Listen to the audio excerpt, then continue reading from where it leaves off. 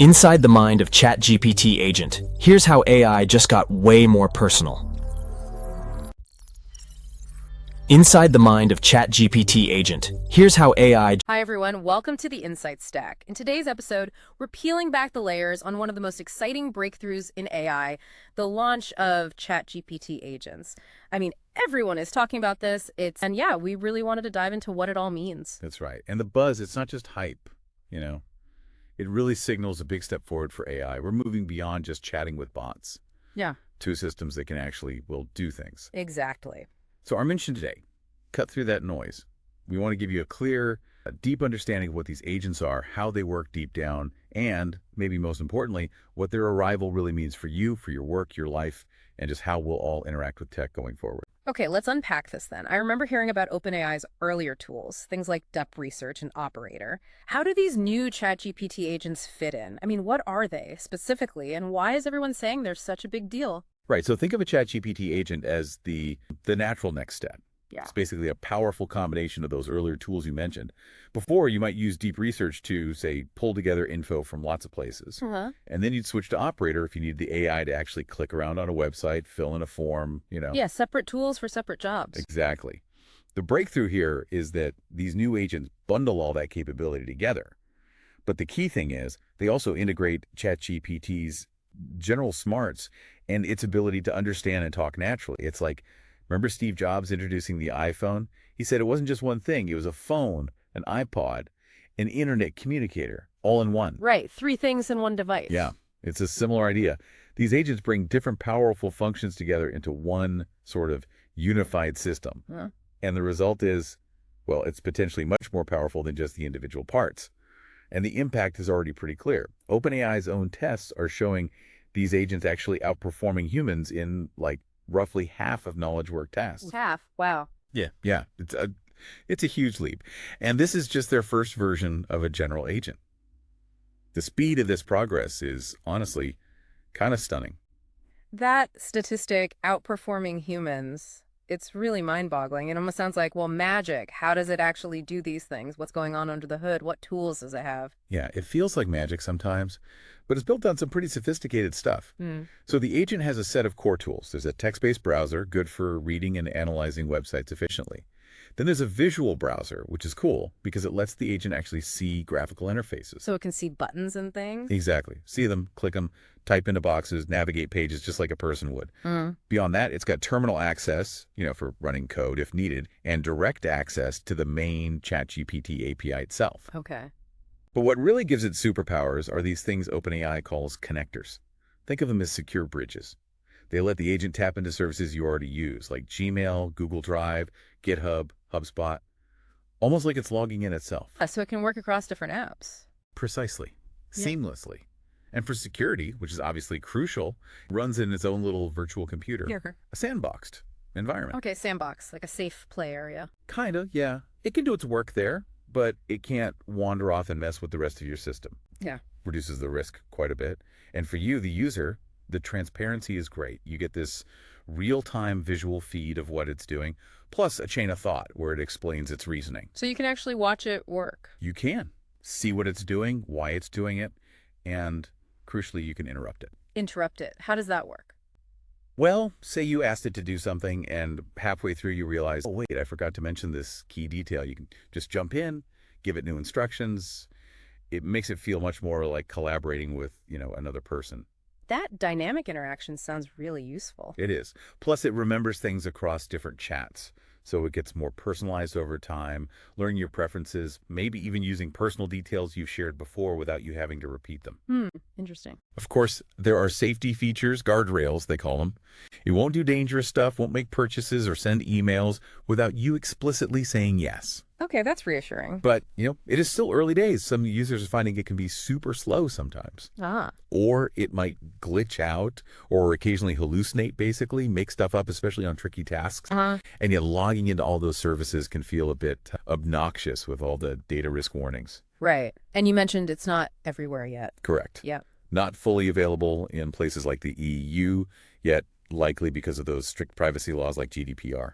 So still some hurdles. Okay, that level of transparency and being able to interrupt, plus combining all those tools, It really does sound like a game changer.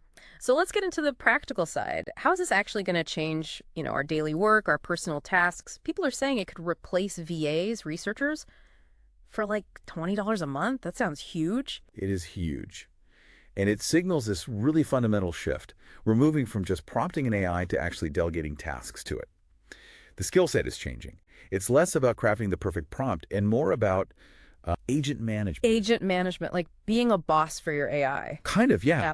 You're setting the mission, understanding what it's good at, what its limits are, making sure the outcome fits your goals. You become a sort of mini CEO for your digital helper. And this completely changes productivity. We're talking about a massive improvement in time to value. Time to value, meaning. How quickly you can get from an idea to a finished, useful result, getting that high-impact work done way faster. For individuals, for small businesses, this could mean saving literally thousands of dollars and dozens of hours every single week. Think about a solo entrepreneur or a small team. Suddenly, they have access to a level of productivity that used to require a big, expensive staff. It's a massive edge. Companies are already using this to boost AI fluency internally. They're automating things like writing up strategic memos, doing competitor analysis.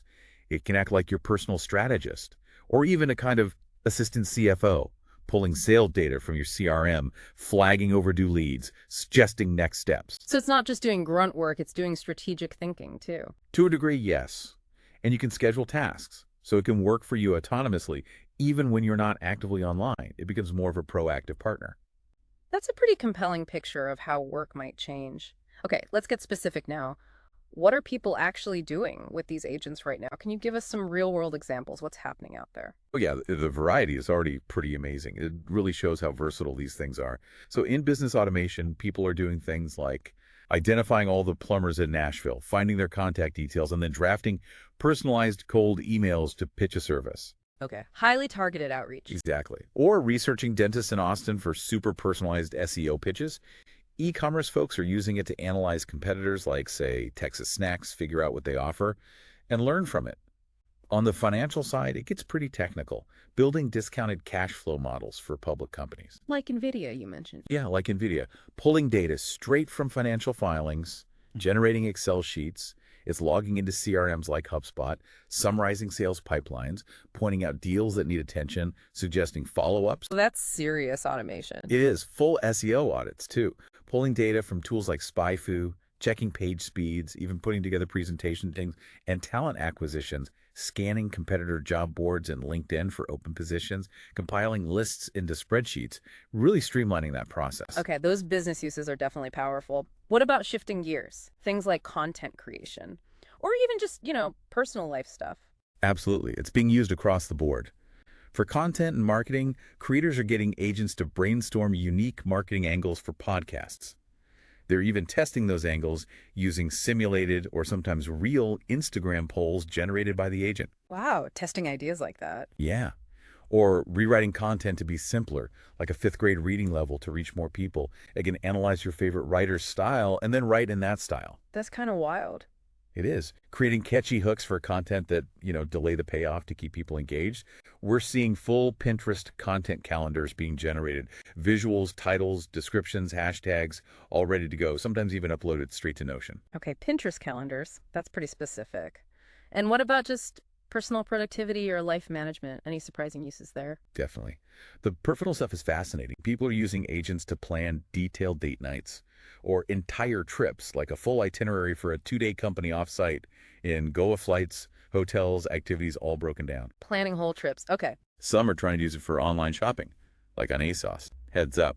Some big sites like Levi's, Amazon, they're blocking the agents right now. Okay, so not universal access. Not yet. People are using it to audit their Google Calendar, see where their time goes, get suggestions for improvement, finding specific quotes in texts. Like one example was finding phrases in the Book of Mormon for a Sunday school lesson. Really specific research tasks then. Yeah.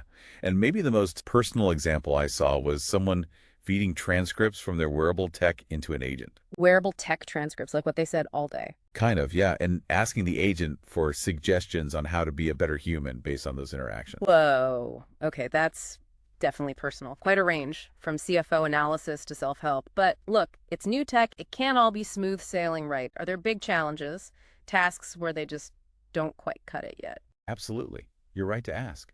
It's powerful, but it's still very much version 1, maybe even version 0, some might say. Users consistently report they can be super slow, especially for tasks with lots of steps. Right. The speed issue. Yeah, and they can definitely hallucinate, as they say. Just make things up confidently, or lose track of the conversation, lose context if the task is long and complex. So you still need to check its work carefully. Absolutely. And as we mentioned, big sites like Amazon, Canva, they've put up walls, blocked access, so that limits where it can operate. There are specific examples too. Someone found it really struggled pulling data from like really old complex government websites for foreclosure data. Okay, complex data scraping is tough. Yeah. Or even consistently calculating average real estate prices just from raw data without leaning on existing articles. Sometimes take shortcuts. One user actually was quite blunt, called it one of the most disappointing updates for their specific needs, saying they'd rather just use the old deep research tool for speed if they didn't need the agent to do anything complex. Interesting. So powerful, but definitely has limitations and requires supervision. Exactly. It's a major step, but not a magic wand yet. You need to know its strengths and weaknesses. Okay, so we've talked capabilities, we've talked applications, we've talked limitations. What about the bigger picture? What does all this mean for us beyond just getting more done faster? As these agents get so, well, personal, embedded in our digital lives, what are the big ethical questions, the societal stuff we need to think about? Right, and this is where it gets really important long term. The most immediate thing, and we touched on it, is privacy and security. Yeah, letting it into your Gmail, that feels like a big step. It is. Those warnings about data at risk when you connect your accounts, Gmail, Google Drive, maybe even banking one day, they're serious. Now, OpenAI has built-in safeguards, right? The sandbox environment, the guardrails, stopping it from doing really bad things like wire transfers or visiting banned sites. But it is a new risk surface, as OpenAI CEO Sam Altman put it. We, as users, will need to learn to use AI agents safely. It's like learning internet safety all over again, but for agents. That makes sense. And the fact it's not in the EU yet because of data laws really highlights that, doesn't it? It absolutely does. Right. GDPR and similar regulations are a major hurdle they're still navigating. Okay, privacy is one thing. What about jobs? That's the question everyone asks with big AI leaps like this, job displacement. Yeah, that's kind of the elephant in the room, isn't it? It's a huge societal question. The potential for these agents to automate, maybe even take over roles that involve repetitive digital tasks. Think some social media management, virtual assistant work, certain kinds of data entry. It's definitely being discussed. History shows tech shifts things. Right. It's not a simple answer. Not at all. But another really interesting angle from the sources was this idea that the agents can form its own opinions based on that research. Its own opinions. How so? Well, it's synthesizing information, right? So the way it presents that synthesis could reflect a certain interpretation.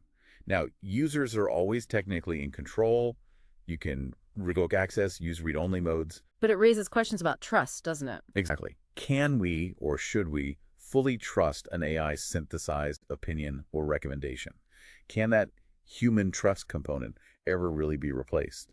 Especially when you see big players like Amazon also building these kinds of features directly into their platforms, potentially controlling the information flow even more. They're slowly eating the internet, as one source put it.